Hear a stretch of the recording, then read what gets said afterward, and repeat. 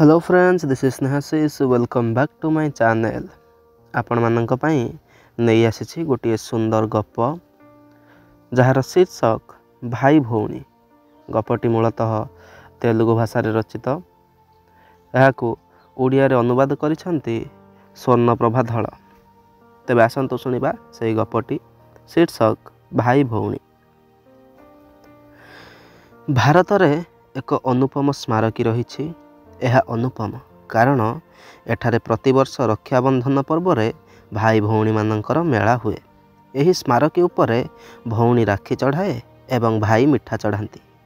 यही स्मारकी सहित एक मर्मन्तुक घटनार संबंध रही।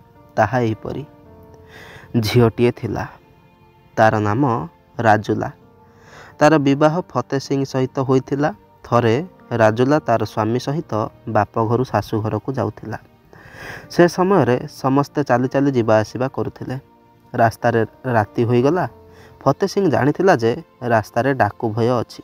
से चाहिथिले रास्तारे जेकोनोसी गाँव रे अटकी जाइथांता, किंतु ताकू तार खंडा उपरे भरोसा थिला। से तार यात्रा जारी रखिला। किछि बाट गला परे डाक चिठीर मुना झुलाई हातरे कलम धरी अंटारे खंडा बांधी जणे डेंगा मोटा सोटा लोक देखागले। राजुला ताकू चिन्हि पारिला। से ता गाँवर लोक। से ताकू भाई डाकुथिला। लोक माने ताकू जटा हरकरा नाम रे डाकंती। जटा हरकरा कहला, भौणी तू अंधार रे कुआडे जाउछु? राजुला ताकू सबु कथा कहला। राजुला ता स्वामी सहित चलुथिला। जटा हरकरा के टिके पछरे चलुथिला। सही समय रे गोटे बुदा भितरु 10-12 जन डाकू बाहरी आसी फतेह सिंह रो हाथ गोड़ को बांधी देले। एपटे राजुला पछे पछे आसुथिबा जटा हरकरा को डाकिला, भाई रक्षा कर। जटा हरकरा डाक चिठीर मुना को फोपाड़ी देई दौड़ी आसिला। डाकू माने जटा हरकरा को चिन्हिथिले। से माने कहले, जटा हरकरा तुमे एई झगड़ारे पड़ नाही, चुपचाप चली जाओ। जटा हरकरा रागी जाई कहला, बदमाश मो भौणी विपद रे पड़िछि, तुमे कहूच चुपचाप चली जाओ। जटा हरकरे खंडा चलाइबारे कुशली थिला। से तार खंडारे 10 जन डाकू को मारिदेला। 2 जन जीवन बंचाई दौड़िले। जटा हरकरा तांको पिछा कला एवं जन को मारिदेला। बंचिथिबा डाकू टिके मौका पाइबारु खंडा चलाई जटा हरकरा को मारिदेला। एहा मध्यरे फतेह सिंह कौनसी प्रकार ता हाथ गोड़ खोली देइथिला। सेठारु दौड़ी दौड़ी राजुला पाखकु आसी कहला, चाल जल्दी दौड़िकी पळैबा।